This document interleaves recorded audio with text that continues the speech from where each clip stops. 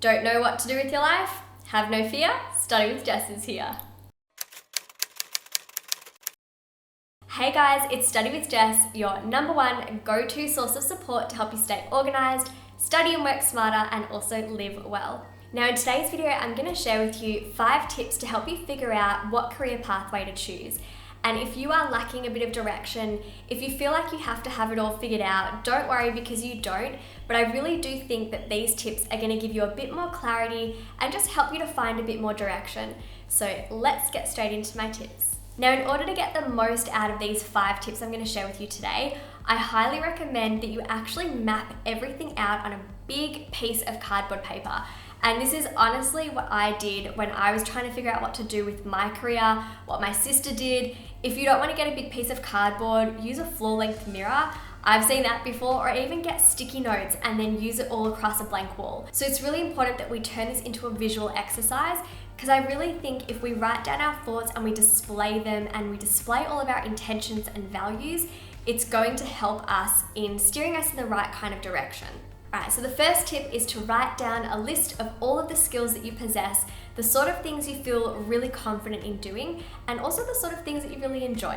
These skills that you're going to write down, that's how you're able to add value to the world, the things that you can actually give to society and make a mark.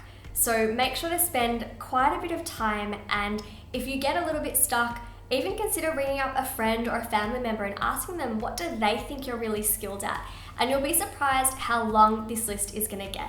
The next one is not so fun, but this tip is really important too. It's a really important part of this exercise.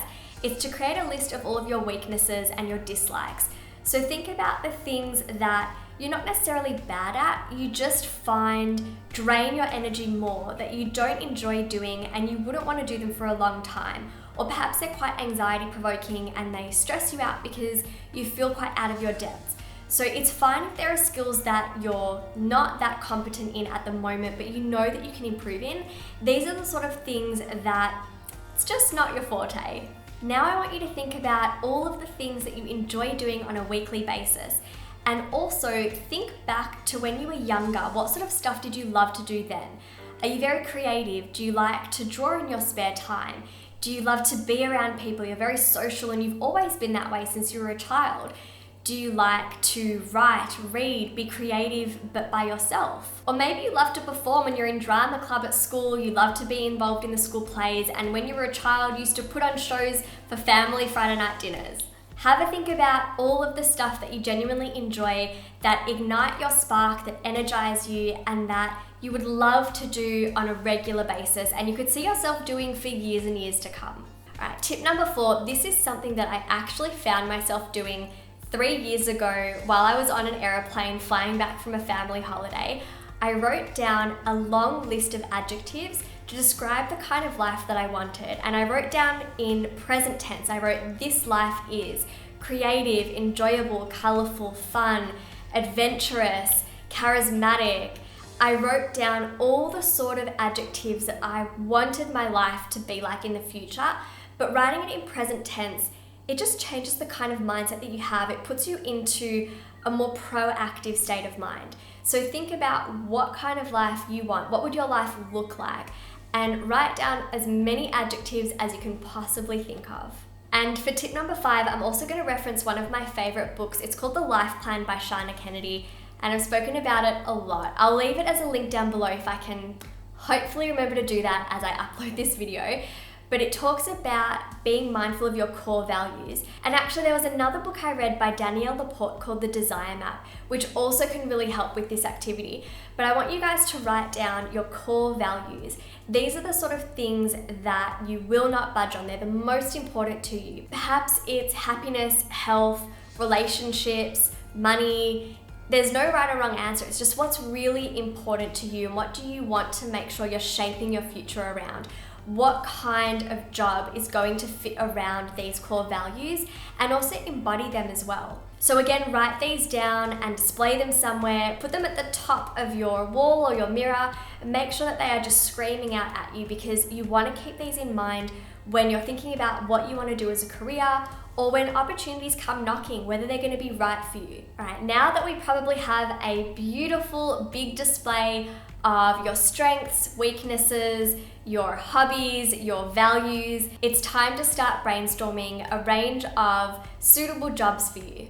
So think about the kind of roles that perhaps they're only really new, such as using social media, or maybe they've been around for a while, such as being a clinical psychologist or a teacher. Think about what kind of jobs are going to mimic these core values, are going to embody these strengths that you bring to the table or these skills, and that are going to be enjoyable for you to do for a long time. You want to have a really good understanding of yourself, what's important to you, what you're good at, what you enjoy doing, before you start trying to figure out what kind of role you would enjoy. Because just thinking about whether being a lawyer, a doctor, a teacher, or a psychologist could be fun, it's not enough. You've really got to think about whether it's in line with what you really want to do and how you really want to spend your time, and whether that's the best avenue for you to choose in order to add value into society and leave your mark in this world. And just remember that in doing this exercise, you're choosing a job that is meaningful to you and that's going to fuel your passions and your purpose. And it's not about doing what you think that you should do in order to please other people. Even if you felt that pressure at school, at university, from your home, it's not about pleasing others. It's about creating a future that's right for you and pleasing yourself. And of course, please be really open-minded here, because when I was in school, being a YouTuber, an entrepreneur, that sort of stuff never crossed my mind. But there are so many ways to utilize technology into different careers nowadays to create new jobs that never existed. So perhaps think about the traditional roles that are available, but also try and think outside the box. And maybe there's different kind of jobs that are only just starting to emerge that might also interest you. And I just want to say one last thing. I genuinely believe when you do what you love and you have the right intention, that you have good intentions to bring something good into the world, things fall into place and it works out, and you will see all of the results pay off. You see your effort pay off. And I can see that in my career at the moment as well. And I just want you to be really mindful of the kind of future that you carve out for yourself, because if you feel that it ignites that passion in you, if it energizes you, if it gives you purpose, and you love what you do, then that is going to give you so much fulfillment and happiness in life. And that's really important. So I hope you guys enjoyed this video and that you do find this exercise really helpful. Set aside an afternoon, set aside a whole day to do it, and really take your time. And I loved doing this exercise, and it's something that I think we should do every couple of years as we go through different changes in our life as well. And maybe we just want to tweak the direction of our careers as well. So just keep that in mind, and I hope you guys enjoyed.